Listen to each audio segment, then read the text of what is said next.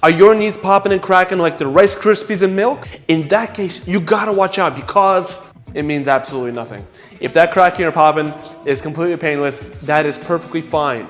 Joints, whether the knees or shoulders, are allowed to crack and allowed to pop without there being a problem. Again, if it's painless, it doesn't matter. It's okay. It's totally normal. You're fine.